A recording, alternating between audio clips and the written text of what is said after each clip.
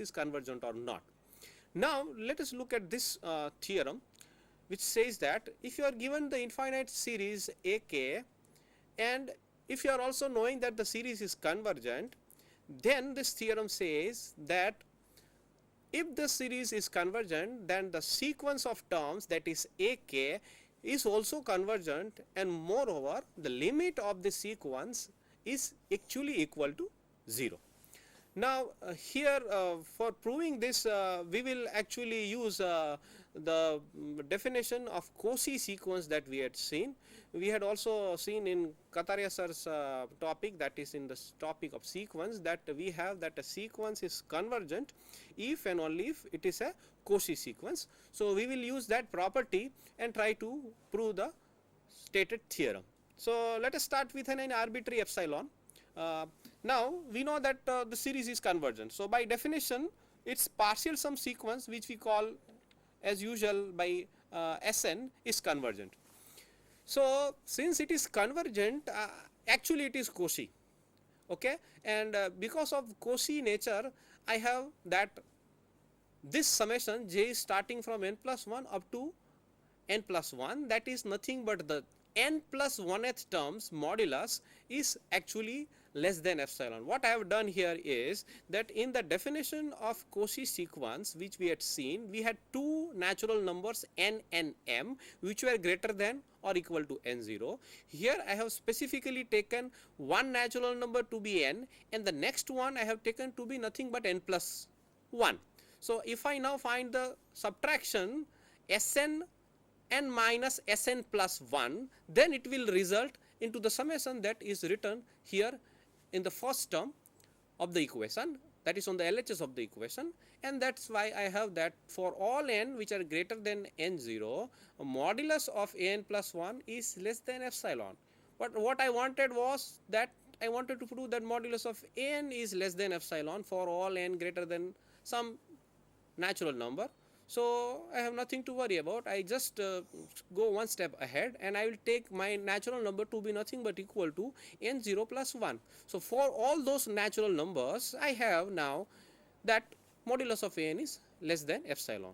Thus actually I have proved that for all n greater than n0, n0 plus 1 in fact, modulus of n minus 0 is less than epsilon. Thus by the definition of limit of a sequence, we have shown here that the sequence an is convergent, and in fact its limit is 0. So you have written here that actually it is a very nice test for divergence, because this series theorem says that if you have a convergent sequence, then its terms should tend to 0.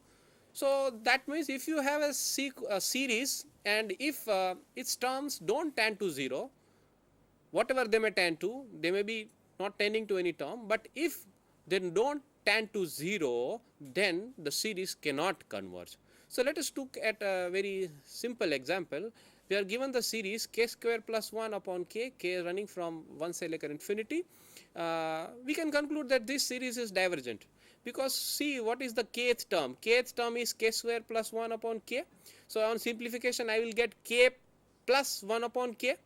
And just now in the presentation, Kataria sir had proved that the sequence of natural numbers is not bounded, and since it's not bounded, he also proved that convergence sequence is bounded. So that's why we have that this sequence, that is k square plus 1 upon k, because it contains a term k, it is not bounded. Since it's not bounded, it cannot converge. We actually want that it should converge to 0. So hence this series is actually not divergent. But the conditions stated in this theorem are by no means sufficient conditions. That means if you are given an infinite series for which its nth term tends to 0 as n tends to infinity, then we cannot say that the series will converge. So let us take the very well known example of the series which is also called harmonic series. N is 1 cell infinity 1 upon n. We will actually prove that this series is divergent And we know, we have just now proved, actually Katare sir had proved in his presentation, that this sequence 1 upon n is convergent and its limit is actually equal to 0. So, what we try to do is the following, we try to see what is actually S2k, that is, I try to find out the structure of the partial sum sequence Sn for specific values of n. So, k I will take 1, I will have 2, I will take 2, I will have 2 raised to 2, that is 4, up to so on. So, I will try to find out what is S2, S4, S8, S16 up to so on. So, you can see that I have splitted this partial sum. The first term, that is 1, I have just put aside, and rest of the terms I have written in this form. You can see that the terms in the innermost bracket, that is 1 by m, have the following property. You just note that 1 by 3 plus 1 by 4 is actually greater than this quantities. So, because of this, I have the last inequality, that summation m is 2 raised to k minus 1 plus 1, say 2 raised to k, 1 upon m is actually greater than or equal to the summation 1 upon 2 raised to k, index runs from the same limits, and on simplification I get 1 by 2. So, that means the term that I have written and the RHS of the equation above, the second term is always greater than or equal to 2. Hence, I have that S2k, that is the 2kth partial sum of the sequence which is given to us, is always greater than or equal to 1 plus k by 2, and this is for any k belongs to n. Again, we know that no, the sequence n, that is sequence of natural numbers, is not bounded. So, if you just multiply it by 1 by 2, there is going to be no change, and the resulting sequence, that is k by 2, is also an unbounded sequence. And we have just seen, as Katare sir had proved in his presentation, that if a sequence is convergent, then it has to be bounded. But here we had seen here that the 2kth partial sum for any k is having value greater than 1 plus k by 2. So, that means it is nowhere near boundedness, that is, it is unbounded, and thus since the partial sum sequence is unbounded, it cannot converge, and since it cannot converge, we have that the series is not convergent. So, we have proved a very important result, that the harmonic series is divergent. Now, the same way as we had seen some results of sequences, that we can apply the operations of addition, multiplication, and in some sense division to sequences, same way we can apply these operations to series also. So, let us take 3 series to start with. The first one I call series AK, then another one is the series BK. These 2 series I take them to be convergent, and the last one, that is the series k is 1 select infinity dk, I take that it is a divergent series, and I am taking any scalar, that is any real number alpha. So, let us try to see what happens, and the result says, the first result says that if you multiply each term of the series which is convergent by any real number, then the resulting series is also convergent, and moreover I can also know what is its sum. So, in proving this, we have to just use the basic definition of a partial sum sequence and also the definition of convergence of a sequence, and we will be able to prove that the sum of the series alpha multiplied by AK, k is running from 1 select infinity, is actually equal to alpha times the sum of the original series AK. Similar operation is of addition. Here I have just stated addition. In fact, you can even do subtraction, that is, you can add 2 convergent series term wise, and the resulting series will be convergent, and its sum will be the sum of the 2 original series. Similarly, you can write for subtraction, which I have not written here. And another thing is that if I have a divergent series, then I cannot make it convergent by multiplying by a scalar. That means you take any scalar alpha and you multiply each term of this series by alpha, then the resulting series is also going to diverge. So, convergence cannot be obtained by multiplication by a scalar. Okay, so now let us talk about some other aspects of convergence.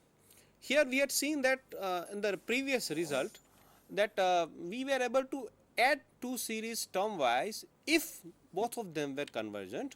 Now look at this result, which says that one of the series is convergent and another one is divergent. Then we cannot get the conclusion of the previous theorem, that is part 2 of the previous theorem. In fact, here we have that the series that is obtained is actually divergent. So here if one series is convergent and if another one is divergent, then term wise addition will give you a series which is always divergent. So then you can think about another question, that sir, you had taken two series where first both of them were convergent. Next in this theorem we have taken the series where one is convergent and another one is divergent. So what happens if you take two series where both of them are divergent? So what happens if AK is a divergent series, that is summation from k is equal to 1 sine infinity is divergent, and the series k is 1 sine infinity bk is also divergent.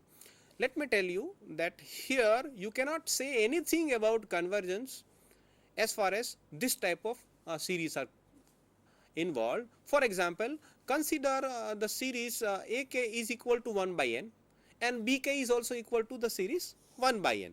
We have just now proved that the harmonic series is divergent. Since it is divergent, I add these two series, that is 1 by n and 1 by n. I will have summation 2 upon n is equal to 1 select infinity. Using the part 3 of the previous theorem, I have the 2 multiplied by 1 upon n, and if I form the series n is 1 select infinity 2 upon n, then it is divergent, and hence I have here that if an and bn are divergent, then n plus bn is divergent.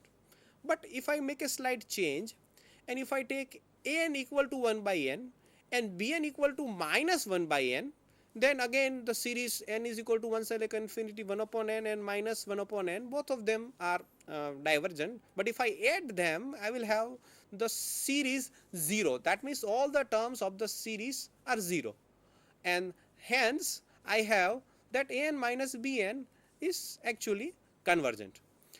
So we cannot say anything about it.